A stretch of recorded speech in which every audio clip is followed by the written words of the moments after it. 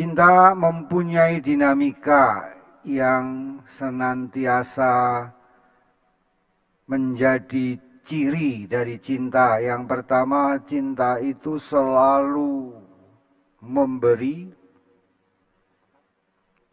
Yesus memberikan dirinya, Allah Bapa memberikan Yesus Kristus firman-Nya, putranya bagi kita. Yesus memberikan rohnya yang kudus dalam bacaan yang pertama. Yesus juga memberikan nyawanya dalam bacaan Injil. Cinta selalu memberi dan memberi dan memberi dan memberi. Kalau Anda mencintai seseorang tentu juga ada dinamika itu, selalu mau memberi. Memberikan apa saja dan puncaknya adalah memberikan nyawa. Semua yang ada pada kita habis diberikan. Tidak ada yang tersisa. Karena itu cinta selalu berfokus pada yang dicintai. Kita memberi kepada orang yang kita cintai itu. Yang kedua, dinamika cinta adalah mendekat. Orang yang mencintai selalu ingin berdekatan. Tuhan yang jauh mendekat menjadi manusia dan tinggal di tengah-tengah kita. Dan dia mendekat lagi dengan memberikan tubuh, darah, dan rohnya. Supaya puncak cinta ialah bersatu.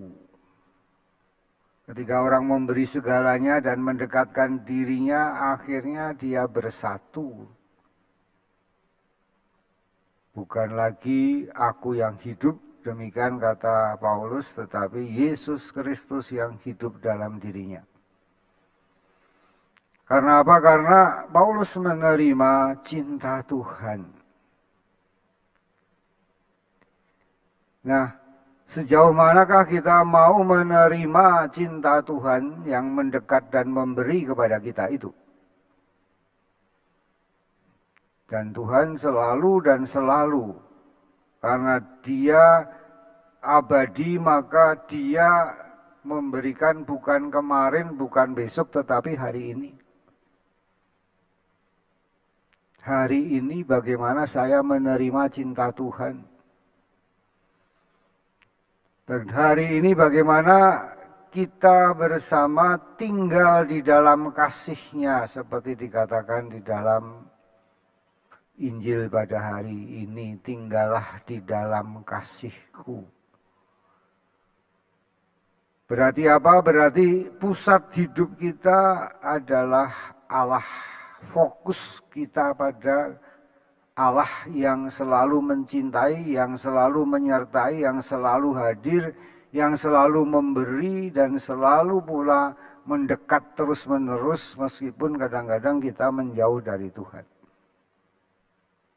Ini menjadi sangat penting untuk kita perhatikan, apakah saya tinggal di dalam kasih.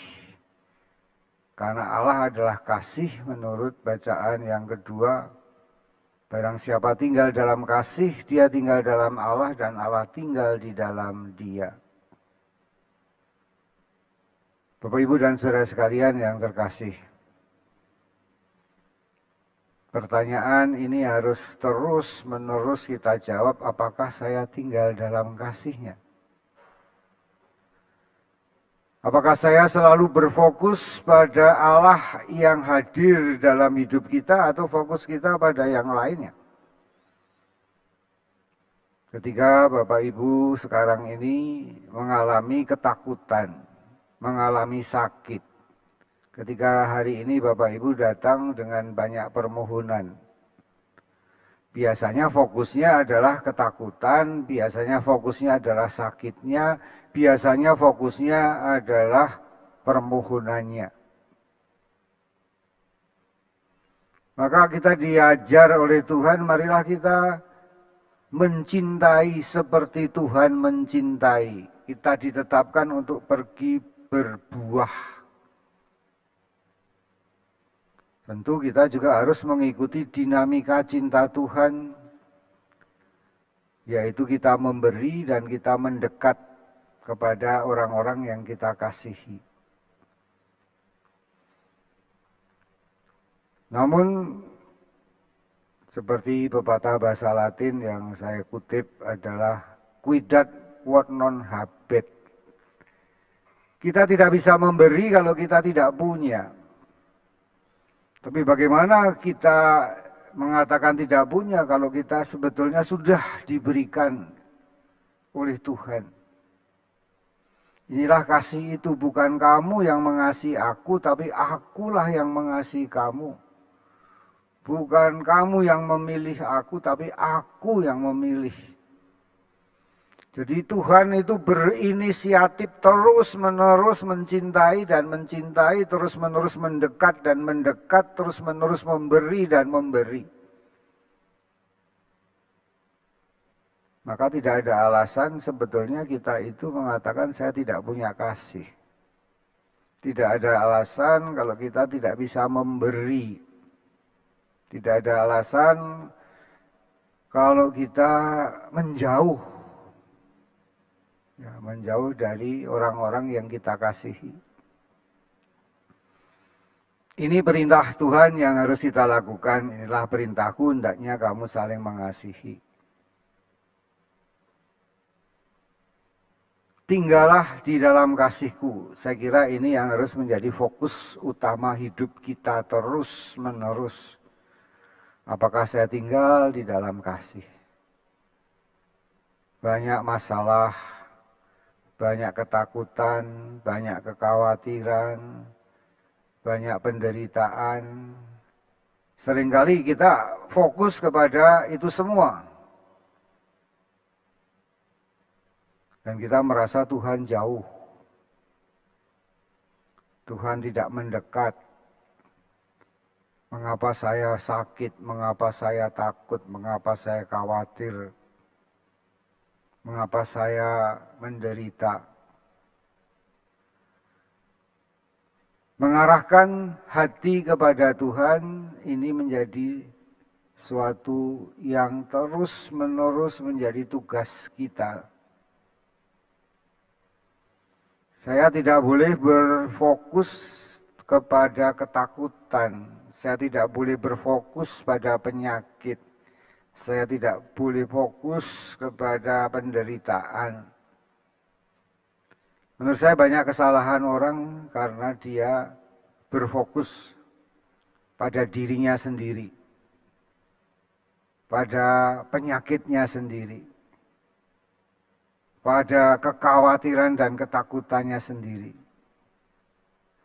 Sehingga dia melupakan kehadiran Tuhan yang selalu mau mencintai dan memberkati. Karena itu marilah kita menyadari betapa hidup kita ini penuh dengan rasa syukur. Bersyukur karena Tuhan mengasihi kita sehabis-habisnya. Bersyukur karena Tuhan itu abadi mengasihi dari dulu hingga sekarang. Betapa kita ini bersyukur karena Tuhan memberikan rohnya kepada kita, bahkan juga kepada bangsa-bangsa lain. Betapa bersyukur kita menerima tubuh dan darah Kristus. Betapa bersyukur karena kita menerima hidup Yesus. Dengan bersyukur berarti kita berterima kasih, berarti kita menerima kasih.